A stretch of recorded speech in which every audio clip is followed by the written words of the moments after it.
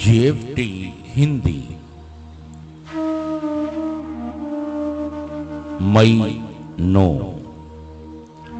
लिखो इसके बारे में।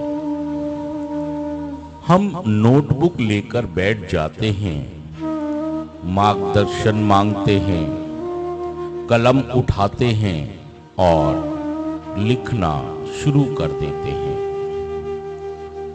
Basic tactics number 28। जब हम भयंकर यातना से पीड़ित पूरी तरह हताश होते हैं, तब हमारे स्पॉन्सर कभी कभी हमसे इस बारे में कुछ लिखने के लिए कहते हैं।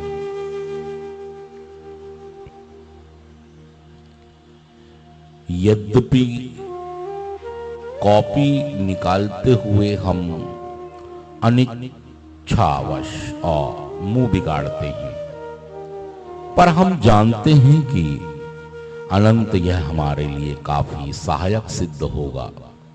अंतर्मन की सारी पीड़ा कागज पर उतार कर हम उन तमाम उलझनों से बाहर निकलने का एक मौका ढूंढते हैं जो हमारे मन को मथ रही है। जब हम कागज पर अपने मन की बात उतारने के लिए कलम उठाते हैं, तब हम जानते हैं कि हम अपनी हताश स्थिति के मूल कारणों को खोज लेंगे और अपने को मर्मांतक पीड़ा पहुंचाने वाले कारकों की तह तक पहुंच पाएंगे।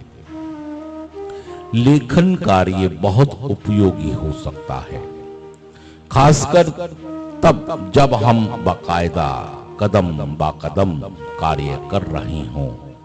बहुत से सदस्य अपनी दिली रखते हैं। हकीकत यह है कि केवल चरणबद्ध तरीके से सोचने, हर कदम के अर्थ की गहराई को समझने और उनके प्रभावी परिणामों का विश्लेषण मात्र करना ही हमारे लिए काफी नहीं होता।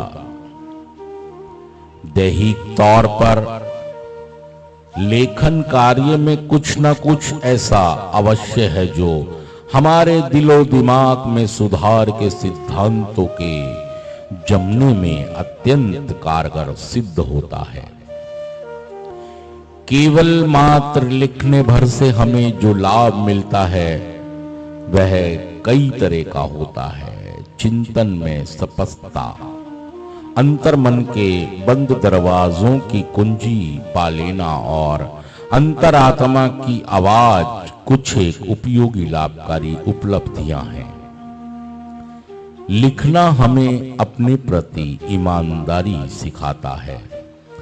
हम बैठ जाते हैं, अपने विचारों को एक मौन विराम दे देते हैं और हृदय की बात सुनना शुरू कर देते हैं।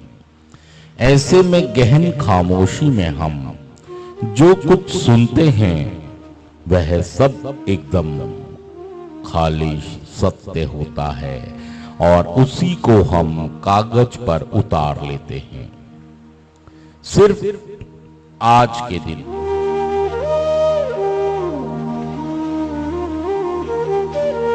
सुधार के दौरान सत्य की खोज में एक रास्ता जो मैं चुन सकता हूं वह है लेखन कार्य। मैं अपने सुधार के बारे में आज अवश्य कुछ लिखूंगा। Thank you.